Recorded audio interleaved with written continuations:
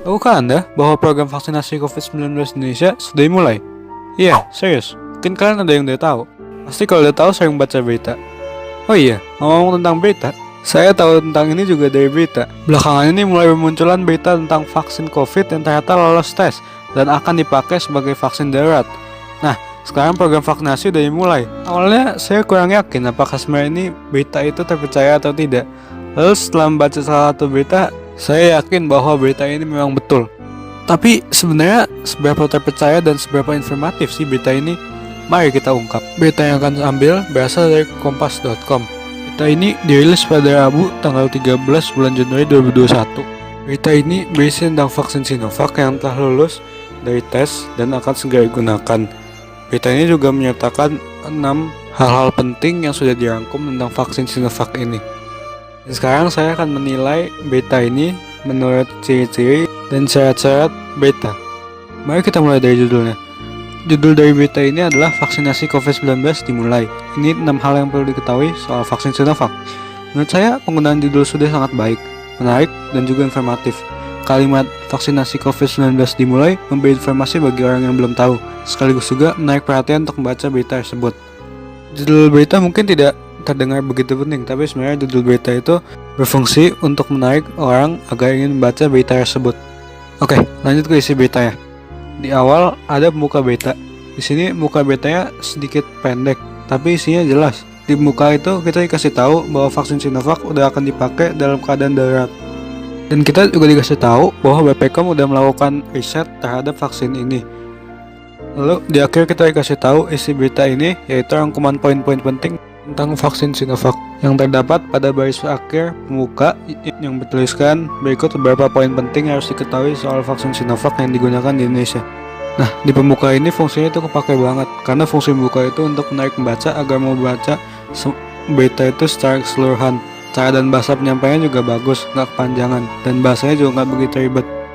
Sebenarnya nggak ada yang salah dengan buka yang sedikit panjang, tapi jangan sampai buka itu jadi malah membosankan dan bukannya menarik.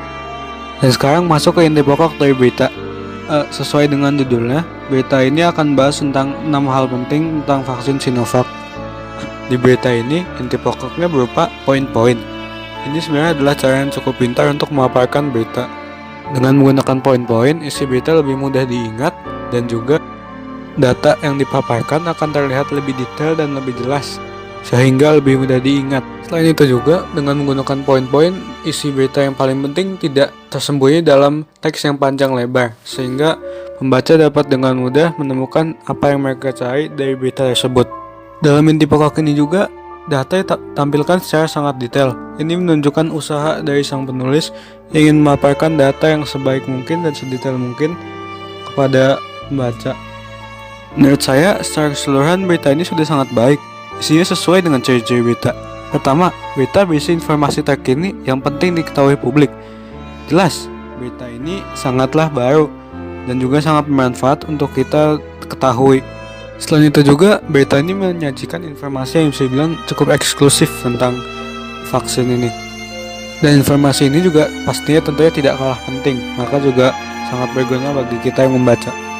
Lalu kedua, isi berita dapat menarik perhatian masyarakat. Ini sudah terlihat dengan sangat jelas. Mulai saya dari judulnya adalah judul yang sangat menarik. Lalu pembukanya pun juga tidak kalah menarik, bahkan membuat kita lebih ingin tahu lagi tentang apa sih isi berita ini. Selain itu juga pembuka juga sudah diisi dengan beberapa informasi-informasi. Ini membuat kita jadi lebih penasaran lagi tentang apa isi berita ini. Dan pada inti pokoknya, itu berisi sangat informatif dan bisa bilang merupakan informasi yang sangat eksklusif, sehingga orang akan tertarik untuk membaca. Dan semuanya juga dibungkus dengan berita yang cukup singkat. Ya, memang bagian isi agak panjang, tapi jika dipikir-pikir, isi berita cukup pendek dan cukup to the point, sehingga setiap kata yang kita baca tidak terasa sia-sia, dan tiap kata yang kita baca memberi informasi yang semakin banyak dan membuat kita ingin baca lagi dan lagi agar kita bisa mendapat informasinya secara utuh. Lalu yang ketiga, informasi sesuai dengan fakta. Selain sesuai dengan fakta, berita ini berhasil menunjukkan dan meyakinkan baca bahwa berita ini itu fakta yang betulan dan merupakan informasi valid. Ini ditunjukkan dengan banyaknya detail-detail yang diberikan. Lalu yang terakhir, berita ini sampaikan dengan jelas. Menurut saya ini sudah cukup jelas. Penggunaan bahasa di berita ini sudah sangat jelas, dan kebanyakan bahasa cukup umum dan mudah dimengerti, sehingga kita sebagai pembaca dapat mengerti dengan mudah. Yang jelas, berita ini juga patut saya hargai, karena menyampaikan informasi yang sangat akurat dan berlimpah, dan bisa dibilang juga sangat penting dan sangat dibutuhkan, yang mungkin tanpa berita ini kita tidak akan tahu. Lalu selain itu juga, berita ini menurut saya sangat baik dalam merangkum. Saya bahkan hampir lupa bahwa isi dari berita ini adalah rangkuman. Semua informasi dalam berita ini pasti berasal dari banyak informasi-informasi lain. Namun berita ini sangat baik dalam merangkum semua informasi, dan saya sangat mengapresiasi kemudahan dalam mengerti berita ini.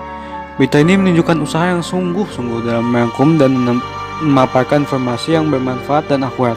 Maka saya menilai berita ini sebagai berita yang sangat baik dan sangat hati-hati dalam pembuatannya. Jujur saya tidak pernah meragukan berita yang dibuat oleh Kompas. Kompas telah membuat banyak ratusan bahkan mungkin jutaan berita-berita yang banyak dari mereka termasuk dalam berita yang paling bagus dan paling dilihat. Jadi saya sama sekali tidak meragukan Kompas.